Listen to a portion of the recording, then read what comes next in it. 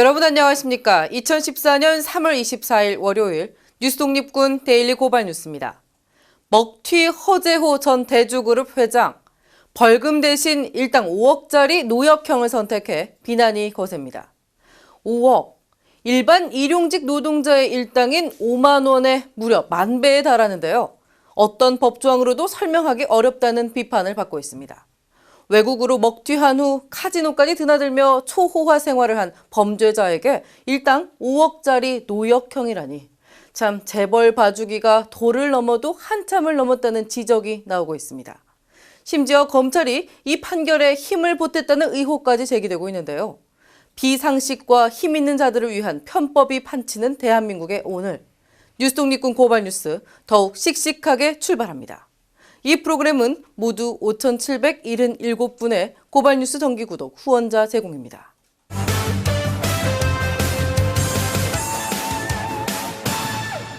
삼성에 할 말 있는 사람들이 한자리에 모였습니다. 삼성의 부패와 비리를 감시하기 위해 출범한 단체 삼성 바로잡기 운동본부. 지난 주말 삼성 바로잡기 문화제를 개최했는데요. 이날 75년 무노조 신화 속에 감춰진 삼성의 민낯이 폭로됐는가 하면 직업병 은폐, 의료 민영화 추진 꼼수 등 시민사회의 성토가 줄을 이었습니다. 이 정부가 원적으로 시행하자는 것은 국민을 위한 것이 아니라 바로 삼성을 위한 것입니다.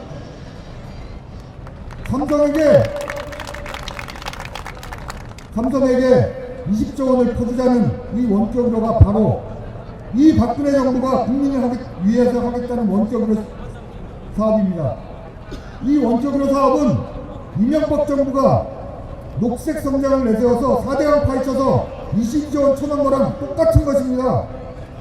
박근혜 정부의 4대강 사업, 이것은 바로 박근혜 정부의 원적으로 사업입니다. 그리고 이것은 바로 삼성을 위한 사업입니다.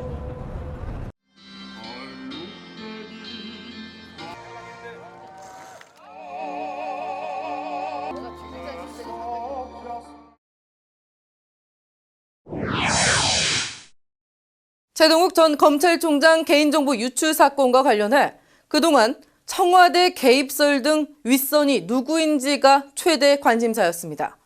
혼외자 의혹이 보도되기 2달 반 전에 청와대 고용복지수석실이 내연료로 지목된 임모 씨의 산부인과 진료 기록을 조회한 사실이 새롭게 드러나 청와대가 최동욱 찍어내기의 배후라는 의혹이 커지고 있습니다. 청와대 관계자 등 윗선에 대한 수사가 불가피해진 상황인데요. 두말하면 입 아프지만 재벌 봐주기에 권력 눈치 보기에 바쁜 검찰. 수사를 제대로 진행할 수 있을지 회의적인 반응이 나오고 있습니다. 지난 주말에도 시민들은 국가기관 대선 개입 사건과 관련해 박근혜 정권 퇴진을 촉구하며 촛불을 들었습니다. 국정원의 간첩 증거 조작이 사실로 드러나고 또한 사회적 흉기, 종편이 졸속으로 재승인된 상황에 대한 이 참담함을 토로하는 시민들의 목소리가 어느 때보다 높았습니다. 분노한 시민들의 목소리를 고발뉴스가 담아왔습니다.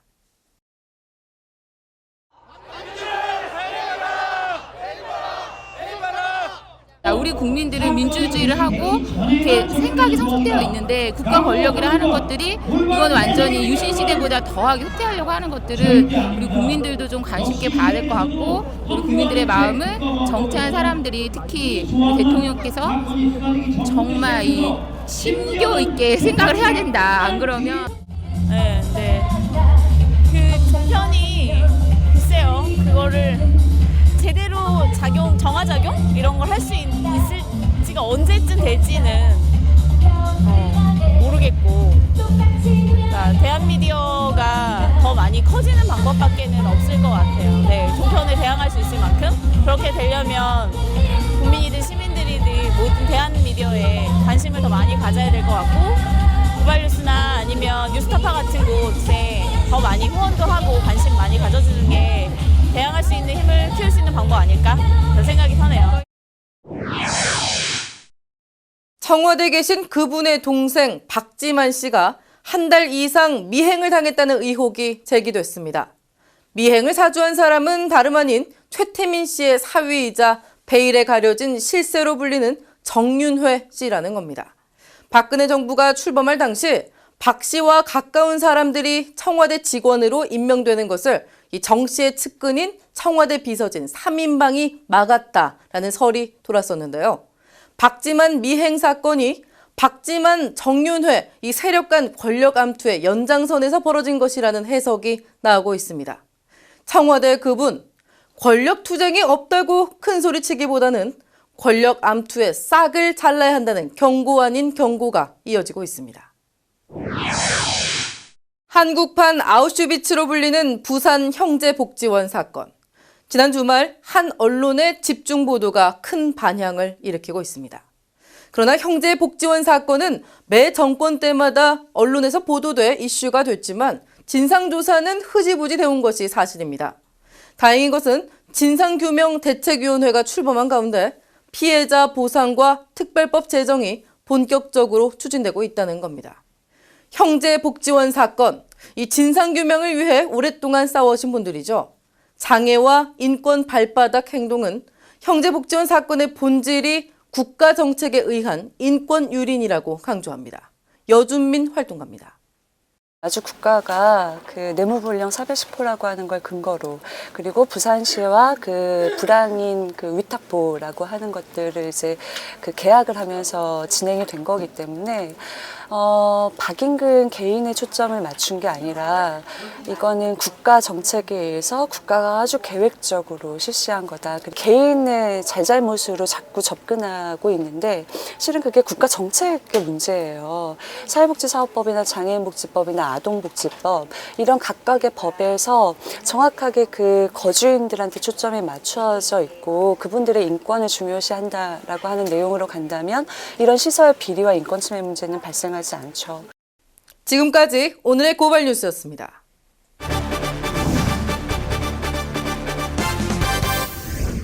추신수 선수가 등장하는 뉴욕타임즈의 불고기 광고가 화제입니다. 환한 표정의 추신수 선수가 불고기를 권하고 있는 광고인데요. 그런데 이 광고 썰렁하다 못해 왜 만들었냐는 혹평까지 받고 있다고 합니다. 어떤 이유에서일까요? 오늘은 멀리 뉴욕에서 국민 리포터 뿌아짜짜 씨가 이 한국의 홍보 활동에 대한 문제점을 짚어주셨습니다. 최근 추신수 선수가 등장한 뉴욕타임즈의 불고기 광고가 화제입니다. 지난 12일 게재된 이 광고는 서경덕 성신여대 교수가 진두지휘한 것으로 알려져 있습니다. 처음 이 광고에 대해 문제를 제기한 곳은 미국 국영라디오 방송의 홈페이지인 NPR이었고요. 이 기사의 내용을 한국어로 소개한 코리아 헤럴드 기사가 국내에 알려지면서 누리꾼들 사이에서 논란이 시작되었습니다. 한 가지 확실하게 짚고 넘어갈 부분이 있습니다. 해당 기사는 사실 기사라기보다는 블로그 게시물에 가깝습니다. 물론 그 블로그 글을 작성한 사람이 바로 NPR에서 활동 중인 편집자 중 한 명인 루이스 클레멘스라는 사람입니다만 NPR 홈페이지의 뉴스 섹션이 아닌 내부 블로그 채널인 코드 스위치라는 곳에 올라온 글입니다. 한마디로 특정 언론사에서 이 광고를 비판하기 위해서 대서특필한 그런 케이스는 아니라는 이야기입니다. 두 번째로 이 광고의 주제가 불분명하다는 지적이 있었는데요. 보통 광고라 하면 특정 기업의 제품이나 행사 등 각종 유무형의 자산을 알리는 경우가 대부분입니다. 하지만 해당 광고는 단순히 불고기라는 한국의 음식을 소개하고 있는데요. 이 비판글에서 필자는 이렇게 말하고 있습니다.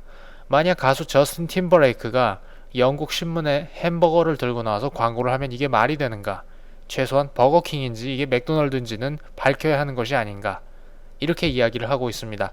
물론 맞는 이야기입니다. 하지만 불고기라는 음식 자체가 햄버거만큼 전 세계에 대중화되어 있지 않다는 측면을 본다면 과연 이 비유가 적절한가 하는 의견을 저뿐만 아니라 댓글들을 통해서 확인할 수 있었습니다. 그리고 이 광고에 쓰인 영어 문구가 상당히 어색하다는 지적도 있었는데요. 번역해보면 바로 이렇습니다. 안녕하세요. 나는 추신수입니다. 나는 텍사스 레인저스의 외야수입니다. 봄이 왔고요. 나는 경기에 나갈 준비가 되어 있습니다. 그런데 제가 훈련할 수 있게 해주는 원천이 뭔지 아시나요? 불고기입니다. 주변에 좋아하시는 한국 식당이 있으면 한번 드셔보세요. 맛있습니다. 사실 한국어로 읽어보아도 어떠한 생동감이나 강렬함이 느껴지는 광고 문구라기보다는 뭔가 교과서적인 문장에 가깝습니다. 그렇다 보니 왜 제대로 된 미국인 카피라이터를 데려다가 세련된 문구를 적을 것이지 이런 어색한 문장을 썼느냐는 것이 또 다른 비판의 이유가 되었습니다.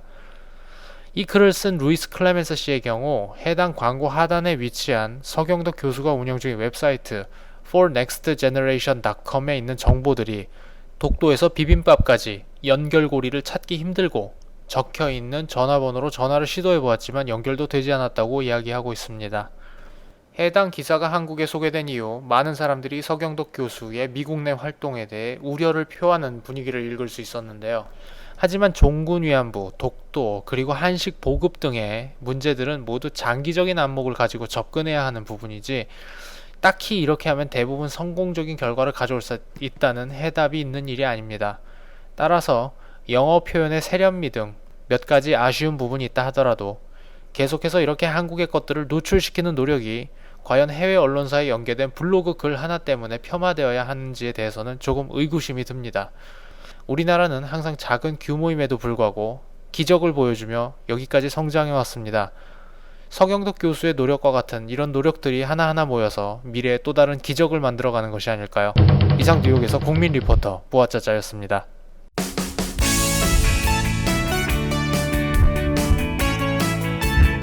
네, 여러분 안녕하세요. 고발뉴스의 안방마님, 세케녀 곽현아입니다.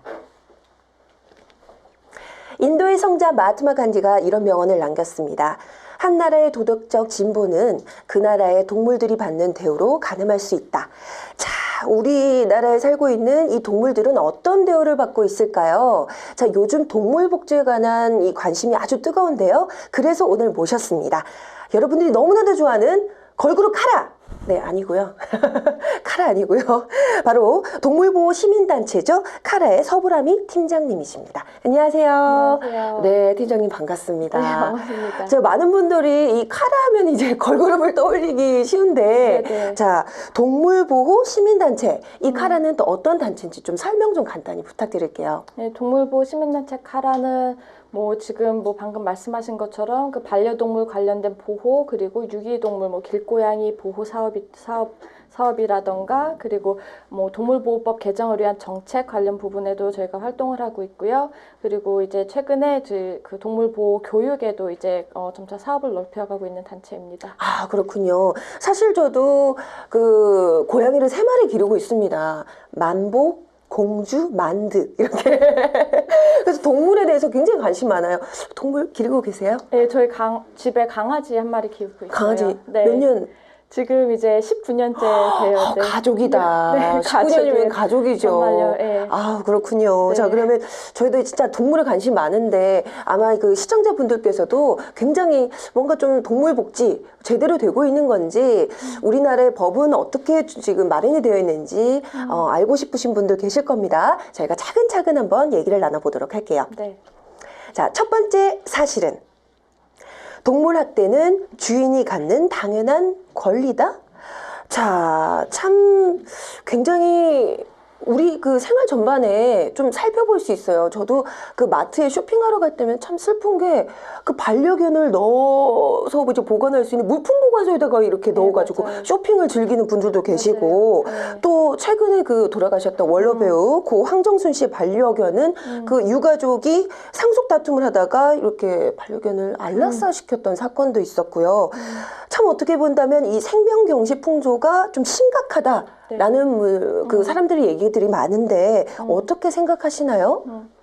반려동물을 키우는 인구수가 굉장히 많이 증가했어요. 네. 그러다 보니까는 뭐 강아지, 고양이뿐만 아니라 뭐 토끼, 햄스터, 기니피그 이런 이제 소동물들을 많이 키우는 그런 인구 수가 굉장히 급증을 했는데 그러면서 이제 동물을 나와 같이 동물을 내가 있는 곳에 데려와서 같이 이제 키운다 하는 개념이 이제 가족으로서 생명을 이제 존중하고 보호를 해야 된다는 그런 개념이 많이 부족한 것 같아요. 그러다 네. 보니까는 이제 뭐 쇼핑을 가서도 이제 그 쇼핑 보관함에 이렇게 넣는다던가 그러면은 분명히 그 이제 깜깜하게 갇혀 있는 그 안에서 동물도 스트레스를 굉장히 많이 받기 마련이거든요. 그러니까요. 근데 이제 그 생명 보호에 대한 그런 인식이 좀 많이 부족하고 그리고 이제 내가 동물을 키운다는 그런 책임감에 대한 그것도 인식이 많이 부족한 것 때문인 것 같아요. 아, 근데 그런 말 많이 하잖아요.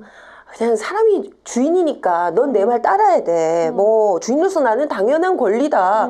그리고 또 우리 뭐 요즘 SNS를 통해서 여러 가지 동물 학대하는 뭐 사진, 동영상들 이렇게 떠돌 때 많은 분들이 이제 비난을 하거나 뭔가 제재를 하려고 해도 내 동물인데 뭐가 어때서 이런 얘기를 하신 분들이 많단 말이죠.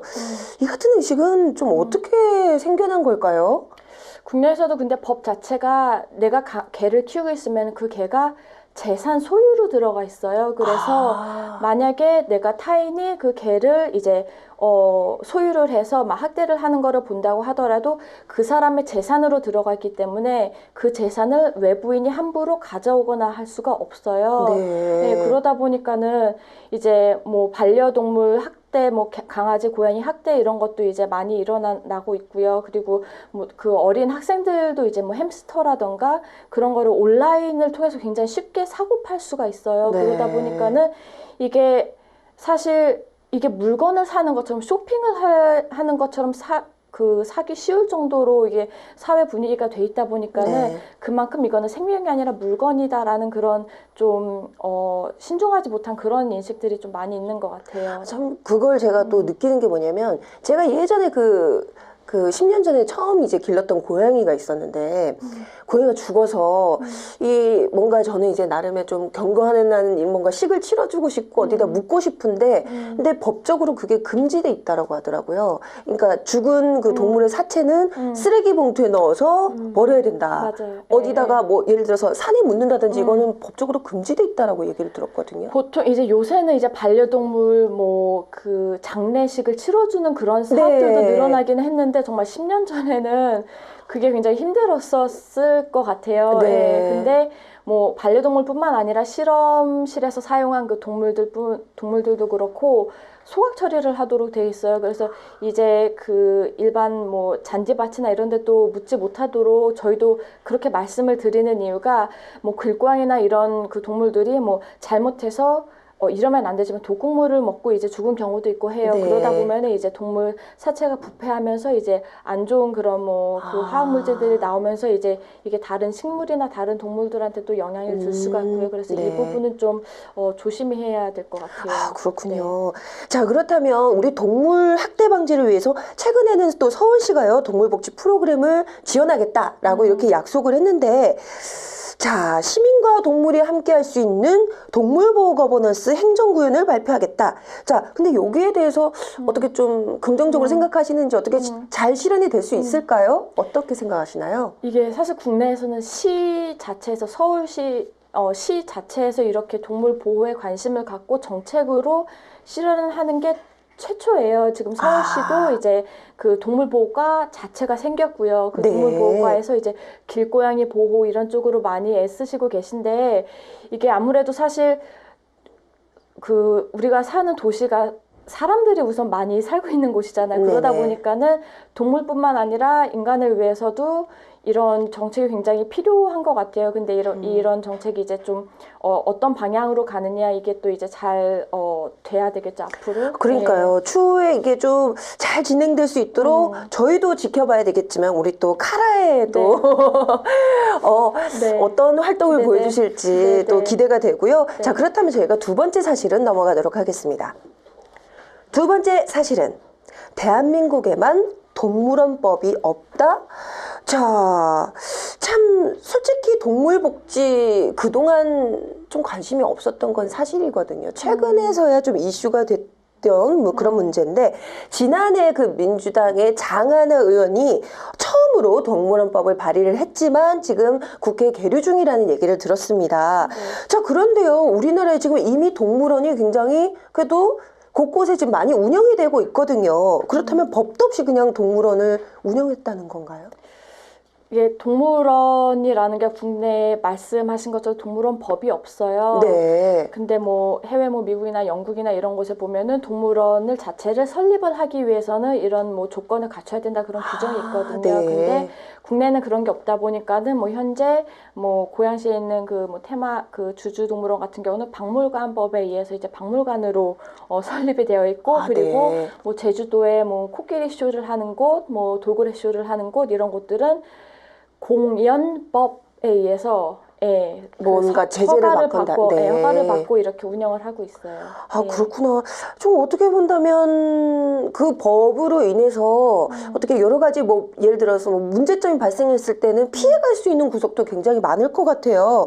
자, 근데 국내 동물원 그럼 수족관들은 그 매뉴얼도 없이 그렇게 동물들을 그냥 일방적으로 관리를 한 건가요? 그게? 그렇죠. 이제 국내에는 동물원 자체를 시설을 이제 설립하기 위한 규정이 전혀 없다 보니까 네.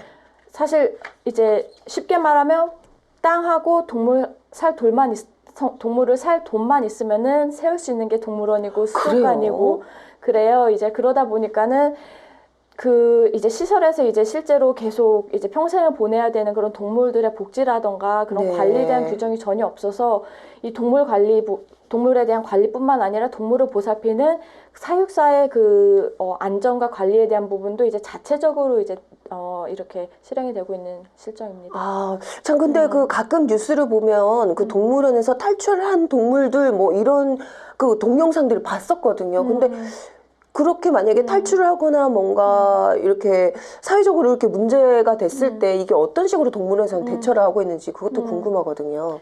그 말씀하신 것처럼 얼마 전에 그 호랑이가 이제 탈출을 해서 네. 굉장히 안타까운 사고도 있었는데 이게 사실은 어느 정도 예상은 됐던 것 같아요. 왜냐하면 동물을 어떻게 관리를 해야 될지, 동물을 보살피는 사육사의 안전은 어떻게 교육을 해야 되고 이런 절차가 전혀 없었기 때문에 네. 이런 절차가 없는 상태에서 가이드라인도 없는 상태에서 이런 사고는 사실 예상은 됐던 것 같아요. 특히 네. 이제 대동물을 다루는 경우에는 도심 한가운데 있는 거잖아요. 코끼리도 네. 그렇고 호랑이, 사자 같은 맹수류도 그렇고요. 그렇기 때문에 이제 사람들의 안전도 굉장히 중요한데 이번 사건으로 이제 동물원 측들에서도 많이 이제 좀 그 규정의 중요성이라든가 가이드라인의 가이드라인 지침의 중요성 이런 거를 느낀 것 같아요. 근데 네. 이게 물론 사람의 안전도 중요하지만 결국에는 사람의 안전을 위해서는 막상 그 시설에서 지내는 동물들이 스트레스를 얼마나 네. 받지 않고 네네. 그렇게 함으로써 돌발 상황을 얼마나 좀 사전에 예방을 할 수 있느냐 네. 그것도 굉장히 좀 중요하거든요. 아, 진짜 맞아요. 네네 중요한 이런 말씀이세요. 부분들이 동물원 측에서 좀 많이 더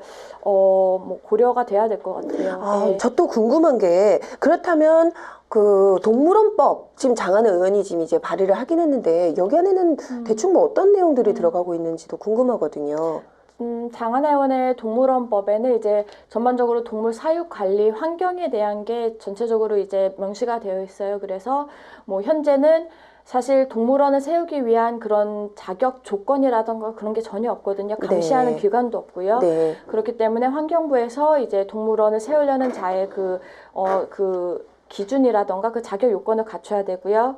그리고 이제 뭐 동물원 내에서 그 좀 수의학적 처치가 필요한 동물들은 꼭 제때 필요한 치료를 받을 수 있도록 그렇게 명문화를 해놨고요. 네. 그리고 동물쇼 같은 경우에는 이제 인위적인 방법을 사용을 해서 동물이 이제 억지로 훈련을 한다거나 그런 거를 금지를 하고 있어요. 네. 예, 그리고 뭐 정기적으로 뭐 질병 관련 부분 등등 해갖고 사육 그 환경에 대해서 이제 환경부에다가 보고를 하도록 그런 규정이 명시되어 있습니다. 네, 그 아까 근데 이 동물원법이 없는 대신에 많은 이런 사설 동물원이 뭐 박물관법이라 뭐 박물관 뭐 이런 공연장 이런 이름으로 허가를 내서 이제 지금 운영이 되고 있다라는 말씀을 해주셨는데 그렇다면 박물관 같은 경우는 어떻게 보면 거기에 나와 있는 이제 유물을 가지고 그 박물관에 수익을 얻는다면 그렇다면 그 유물들을 잘 보존을 해야 되잖아요. 근데 지금 동물원은 그런 개념이 아닌 것 같거든요. 네네. 여기에 대해서는 어떻게 생각하시는지. 맞아요.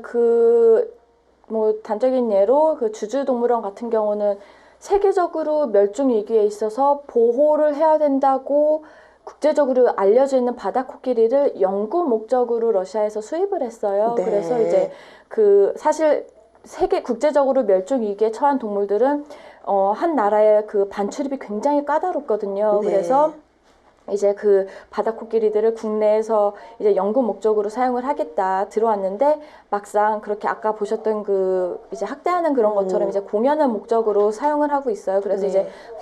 이제 뭐 주주동물원은 박물관법에 의해서 이제 그 시설이 설립이 되어 있긴 한데 실제로 그 동물들을 사용하는 목적이라던가 이런 거는 그 법안을 완전히 이제 위배를 하는 거죠. 그래서 네. 뭐 바다 코끼리뿐만 아니라 거기에 있는 이제 그 악어쇼도 있어요. 악어쇼 네. 같은 경우도 이제 국제적으로 멸종 위기에 처한 동물들인데 이런 동물들을 이제 공연에 사용을 하기 위해서 이제 뭐 계속 자극을 해요. 자극을 해야 또 많이 움직이고 그래야 사람들도 반응을 많이 하다 보니까는 그런 부분들에 있어서 이제 얘네들이 사실 연구 목적으로 해서 그 종의 보존성이 잘 알려져야 되는데 완전히 그 반대가 되는 거죠. 예. 아, 그리고 그렇군요. 예, 뭐 오랑우탄 같은 경우도 굉장히 좀 그 보호에 대해서 해외에서는 그 중요성이 많이 알려져 있는데 그 동물원에서는 이제 오랑우탄이 몸집이 커지면서 힘이 세지는 건 당연한데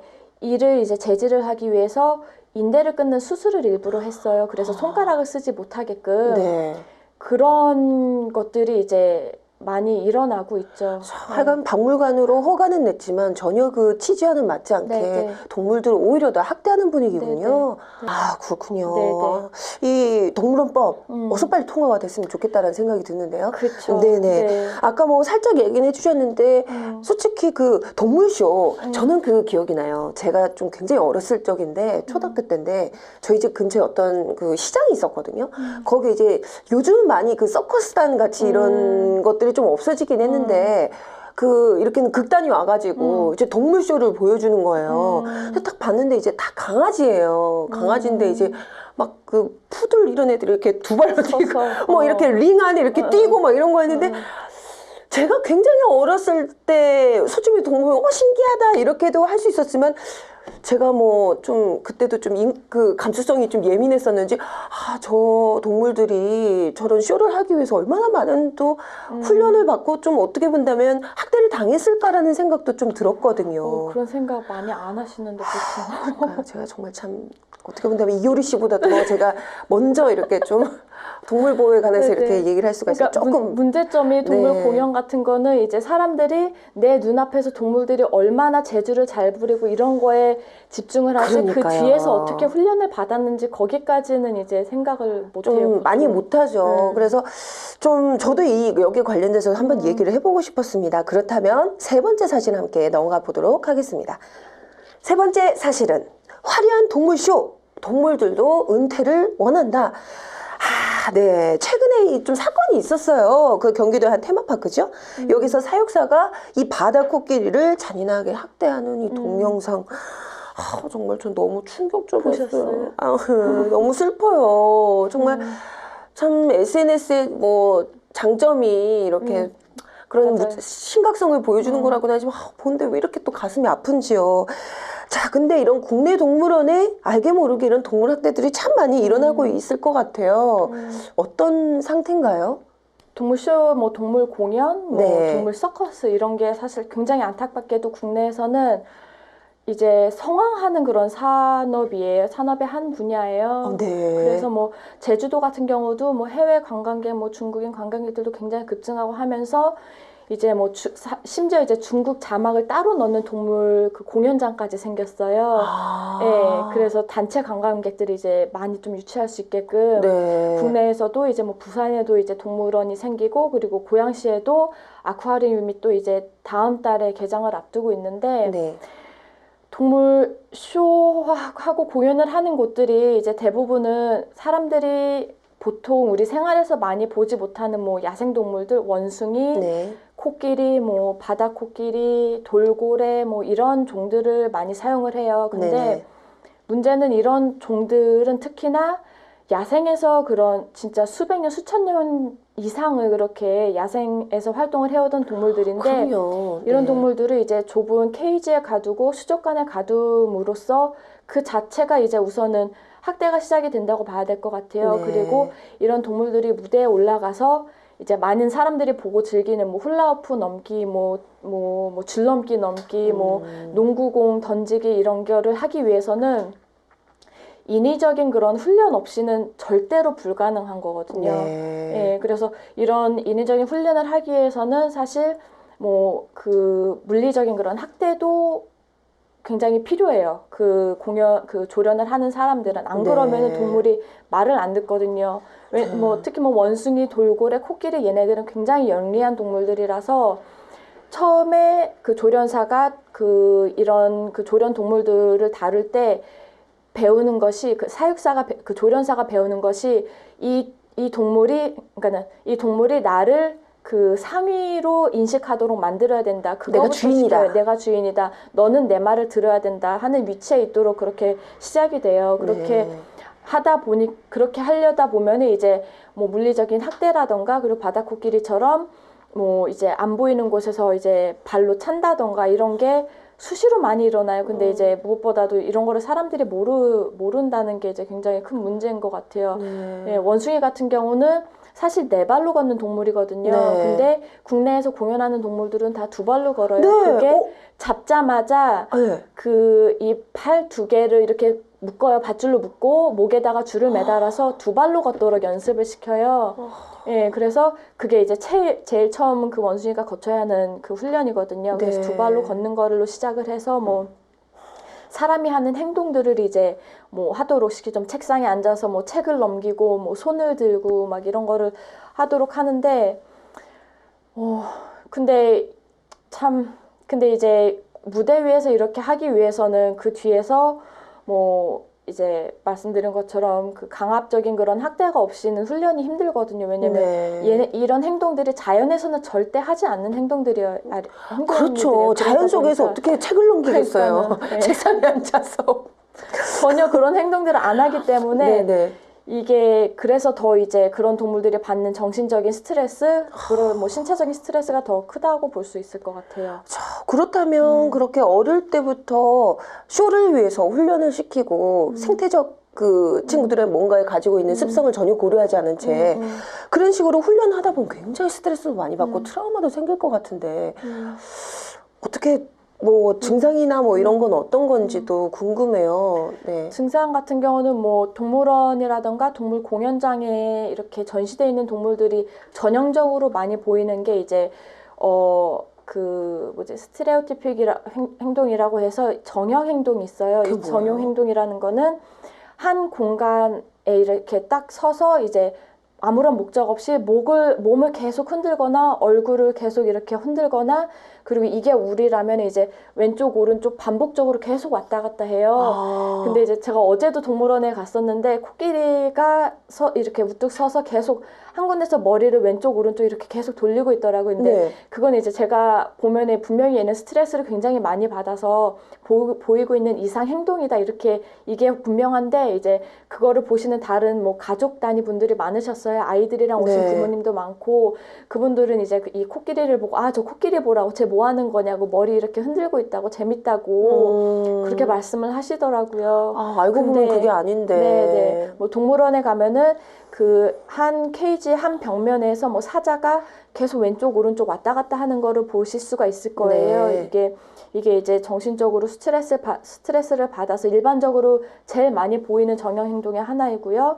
그리고 뭐 다른 경우에는 좀 더 심각한 경우에는 자학을 하는 경우가 있어요. 네, 뭐 원숭이 학교 같은 경우는 이제 어린 원숭이 같은 경우는 이제 원숭이도 모성애가 굉장히 강한 동물이에요. 돌고래도 그렇고 코끼리도 그렇고 근데 그런 엄마한테서 떨어져서 사람들이 이제 체험 학습이라고 해야 되나요? 그 체험하는 그런 거 있잖아요. 이제 아기 동물이랑 사진 찍기, 뭐 아기 동물이랑 악수하기 이런 거를 하면서 케이지에 갇혀 있다 보니까는 제가 본 거는 정말 심각했던 건데 자기 이제 손목, 발을 쉴 새 없이 물어 뜯어요. 네, 계속 이렇게 물어 뜯고 그리고 계속 엄지손가락 빨고 그리고 그렇지 않으면은 철장을 계속 이빨로 물어 뜯고 있다 보니까는 철장 그 모양이 다 변형돼 있더라고요. 예, 그런 자학하는 경우도 있고 뭐 호랑이 같은 경우도 꼬리를 계속 물어 뜯어서 피가 나는 경우도 있고요. 예, 근데 이런 거를 동물을 관리하는 사람들도 알기 때문에 일부러 뭐 이빨을 뽑거나 하는 경우도 있어요. 예, 이제 자기 실체를 자해하지 못하도록 이제 사전에 방지를 한다고 해서 그렇게 하거나 그리고 얘네들이 스트레스를 받아서 예민해지면은 같은 케이지에 있는 다른 동물을 공격을 할 수가 있거든요. 이제 공격을 하면서 뭐 이빨이 사용되거나 할 수도 있으니까 발톱을 뭐 미리 뽑는다거나 그런 것도 많이 일어나고 있어요. 그렇군요. 네. 참 지금 얘기를 듣다 보니까 너무 충격적이지. 막 사람들 물건 떨어뜨리고 지금 난리가 났어요. 자, 그런데 아까 그 말씀하셨던 얘기 듣다 보니까 이런 동물 쇼, 어떻게 본다면 인간의 편익과 즐거움을 위해서 지금 동물들을 학대하는 거잖아요. 근데 저희가 지금 잘 뭐 알면서도 우리가 먹는 여러 가지 뭐 고기들 있지 않습니까? 뭐 닭고기, 쇠고기, 돼지고기. 근데 정상적으로 깨끗한 환경에서 자라는 그런 고기들이 아니라 어떻게 본다면 대량 생산을 위해서 정말 좁은 케이지 안에 닭을 오밀조밀 다 넣는다든지 뭐 소나 돼지도 그런 식으로 사육을 시킨다든지 참 이것도 보면 비슷한 맥락이 아닐까 싶어요. 그래서 저는 최근에 들은 생각이 우리 AI나 여러 가지 뭐 돼지 구제역이나 이런 질병들이 어떻게 본다면 인간이 초래한 그런 병들이 아닌가라는 생각도 들거든요. 맞아요. 그런 이야기도 많이 나오고 있어요. 네, 공장식 축산 같은 거는 이제 특히 뭐 조류 이런 것도 이제 밀집 사육을 하다 보니까는 네. 그럼으로 인해서 질병 전파라던가 이런 위생적인 문제가 굉장히 그 가능성이 굉장히 높아지는데 네. 근데 뭐 그런 걸 알면서도 사실 정부에서 좀 앞장서서 규제를 좀 미리미리 하고 해야 이제 무엇보다 중요한 건 앞으로 이제 또 이런 일이 다시는 일어나지 않도록 방지를 하는 거잖아요. 그러니까요. 근데 그게 많이 좀 부족한 것 같아요. 아, 참 씁쓸한데요. 저 마지막으로 질문 하나만 더 드릴게요. 자, 그런데요, 동물보호 전문가들 그리고 시민단체들 사이에서는 뭐 삼성이 운영하는 에버랜드 등 여러 가지 이 민간 운영 그 동물원이 좀 시설이나 관리가 좀 엉망이다라고 이렇게 평가를 하는데 그래도 에버랜드는 굉장히 큰 그래도 동물원이잖아요. 그래도 관리가 나름 잘 되어 있지 않나요? 이 뭐 에버랜드뿐만 아니라 뭐 주주동물원 등 특히 사설이 운영하는 업체들은 동물원 법도 없고 동물 보호라던가 그런 윤리 과정 규정도 없다 보니까는 우선시 되는 게 이제 이익이에요. 그 네. 그 관광객들을 얼마나 많이 끌어들이느냐, 그리고 네. 뭐 하루 방문자 수를 얼마나 또 많이 높이느냐 이런 게 우선시 되다 보니까는 뭐 사파리 같은 게 굉장히 유명하잖아요. 에버랜드도. 근데 사파리 같은 경우도 물론 이제 굉장히 우리 방문객들의 입장에서는 자연과 흡사한 그런 환경을 해놓았기 때문에 그나마 이제 동물들에게는 굉장히 좋은 것이 네. 아니냐 그렇게 보시는 분들도 있는데 이 사파리 같은 경우는 이제 이게 어떻게 보면은 동물을 관리하고 있는 동물원 측의 잘못뿐만 아니라 동물원을 방문하는 관람객들의 그 태도에도 문제가 있는 것 같아요. 네. 사파리를 가거나 했을 때 동물이 나무 뒤에 숨어 있어서 안 보이고 그러면은 그렇게 항의가 많이 들어간다고 하더라고요. 그러다 보니까는 사파리 그 환경을 조성을 할 때도 동물이 숨을 공간이 없게끔 이제 조정을 해서 해놔요. 그래갖고 이제 그 관광객들이 들어왔을 때 동물이 항상 거기 보일 수 있게끔. 그리고 뭐 더운 날에는 뭐 사실 야생 뭐 정글에서는 그늘을 찾아서 이제 뭐 나무 밑에서 휴식을 하거나 하는 게 당연한데 이렇게 되면 이제 관광객들이 내가 보려는 동물이 지금 어디에 숨어서 어디 들어가서 안 보인다. 그렇게 항의가 많이 들어가다 보니까 그러니까 난 지금 돈 내고 왔는데 왜 동물 안 보여주냐. 네, 그런 식으로 이제 항의도 많이 하다 보니까는 그런 동물원 측에서도 동물들이 뭐 더위라던가 추위를 피해서 이렇게 숨어 있다거나 보호할 은신처 이런 거를 의식적으로 이제 제공을 하지 않고 있어요. 네, 특히 뭐 야생동물 같은 경우에는 우리나라 겨울에 굉장히 춥잖아요. 네. 근데 추운 겨울에도 뭐 물론 그 바위라던가 이런 데에다가 그 히팅 시스템을 한다고는 해요. 네. 그렇지만 사실 그 더운 아프리카에서 온 그런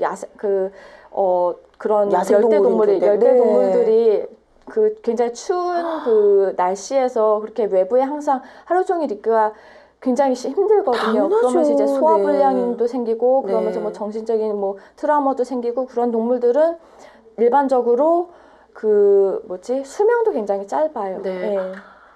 그렇군요. 참 네. 맞아요. 우리 동남아시아 이런 데 가면 정말 기온이 몇 도만 떨어져도 그분들은 파카를 껴입더라고요. 맞아요. 추위를 정말 많이 탄다고 그러는데 아니 정말 그 열대 아프리카 그 초원에 살던 그 동물들은 우리나라 그런 겨울은 어마어마한 추위로 느껴지겠죠. 맞아요. 참 이 사람뿐만 아니라 우리 동물들의 입장에서도 좀 더 생각해봐야 네네. 되지 않나라는 생각이 듭니다. 자, 그럼요. 마지막으로 혹시 하고 싶으신 말씀? 네네. 뭐 그 단적인 예로 정말로 사람들이 무섭다고 느낀 게 네네. 동물들을 이용을 해서 이익을 얼마나 창출을 하려고 했는지 모르겠지만 이제 제주도의 전보빌리지 같은 경우에는 뭐 수년 전에는 사실 그게 외부 그 공연장이었어요. 그래서 날씨에 의해서 뭐 비가 오거나 눈이 오거나 뭐 하면은 닫아야 했었어요. 공연을 못 했는데 이게 네. 최근에 몇 년 전부터 실내 공연장으로 바뀌어서 네. 365일 눈이 오나 비가 오나 추우나 뭐 땡볕이나 이제 공연을 이제 계속 하고 있더라고요. 근데 그걸 보면서 정말 이기적이라고 그런 생각이 들더라고요. 그 동물들을 보니까는 참 이제 그 동물들도 안타깝지만 그것 더 안타까운 것이 그거를 보면서 웃고 즐기는 아이들도 굉장히 많다는 게 안타까운 것 같아요. 아, 참 너무 슬퍼요. 참. 죄송해요, 너무 우울하네요. 아니에요. 근데 이건 네. 누구나 꼭 알아야 될 얘기니까요. 맞아요. 네. 자, 그럼 혹시 마지막으로 하실 네네. 말씀 있으시면. 마지막으로 그러니까는 동물들이 사실 그들만의 언어가 있거든요. 울고 싶을 때는 막 하울링처럼 막 강아지도 그렇고 고양이도 그렇고 우는 소리도 내고 하는 것처럼 그렇게 훈련을 받고 조련을 받고 하는 동물들도 그 공연 과정에서 아프거나 하면은 이제 자기네만의 언어로 그렇게 소리를 내요. 그 네. 괴로움을 소리를 내는데 이걸 만약에 그 동물들이 사람 언어로 난 정말 너무 힘들다, 나 여기가 너무 아프다, 못 살겠다 그렇게 표현을 한다 그러면은 아마 사람들이 지금 동물들을 그렇게 학대하고 막대하는 것처럼 함부로 대할까 그렇게 생각이 들더라고요. 네. 그런 것처럼 좀 그 동물을 너무 우리가 이익을 창출해야 되는 그런 뭐 수단으로만 보는 것보다는 좀 생명으로 보고 그 생명들을 존중할 수 있는 그런 마음을 좀 많이 길렀으면 좋겠어요. 참 우리 인권 얘기를 하지 않습니까? 하지만 동물에게도 권리가 있습니다. 우리 다시 한 번 더 우리 동물쇼 마냥 즐겁고 재미있는 그런 쇼가 아니라 저런 쇼를 하기 위해서 얼마나 많은 동물들이 학대를 받았을까 다시 한 번 더 생각해보는 시간 가져야 되지 않을까라는 생각이 들었습니다. 자, 저는 이제 사실은 이제 진행을 하고 자, 봄이 이제 다가오고 있잖아요. 날씨도 따뜻해지면 이제 꽃놀이 겸 해서 동물원 갈까라는 생각을 했는데 이제 좀 동물원 가서 되게 즐거운 마음으로 동물을 좀 보지 못할 것 같다라는 생각이 들었습니다. 어서 빨리 좀 그래도 그나마 나은 환경에서 우리 동물들이 이렇게 잘 지낼 수 있도록 좋은 환경이 조성되기를 하루빨리 기도합니다. 자, 오늘 또 바쁘실 텐데 나와주셔서 감사합니다. 감사합니다. 근데 혹시 카레에서 네. 좀 무슨 일 있거나 그럼 저를 꼭 좀 불러주세요. 꼭 기억하고 네, 있을게요. 요린 네. 씨한테 말고 저한테 먼저 좀 얘기해 주세요. 저도 관심 정말 많거든요. 알겠습니다. 네, 저도 많이 응원하겠습니다. 네, 네. 감사합니다. 네, 다음 이 시간에도요, 여러분이 꼭 알아야 될 사실만을 모아서 전달해 드리도록 하겠습니다. 여러분, 감사합니다. 모두들 이루고 싶은 소원 하나씩 갖고 계시죠? 지적장애를 가진 16살 이모군의 소원을 이뤄준 전국 파출소 경찰관들의 선행이 알려져 SNS상에서 화제가 되고 있습니다. 이군의 소원이 뭐였는지 궁금하시죠? 바로 112 순찰차를 타고 전국 일주를 하는 거였다고 합니다. 경찰관이 되는 게 꿈인 아들의 소원을 이뤄주고자 용기를 낸 어머니의 마음을 전국의 경찰들이 받아준 겁니다. 경찰의 도움으로 이군과 어머니는 광주를 시작으로 강릉, 춘천과 또 경기 안양, 대구, 창원, 여수 등지를 여행할 수 있었다고 하는데요. 이 소원을 이룬 이군의 미소 어떠신가요? 따뜻한 봄 그 자체 아닌가요? 시민 보호보다 권력 비호에 앞장서고 있다는 비판을 받고 있는 경찰. 이처럼 시민의 편에 서서 민중의 지팡이가 돼주시는 분들도 많다는 거 잘 알고 있습니다. 저희 고발뉴스가 함께 응원하겠습니다. 오늘 뉴스 독립군 고발뉴스 여기까지입니다. 시청해주신 여러분 고맙습니다.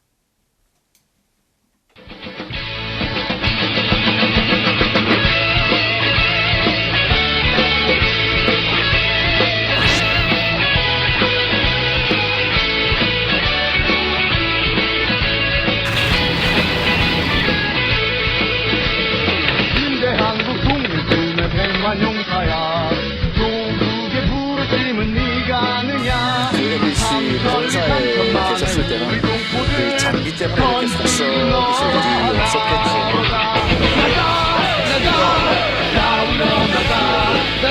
위원장한테 전화를 받도록 되어 있는데 수사에 방해가 됐다고 생각하지 않으세요?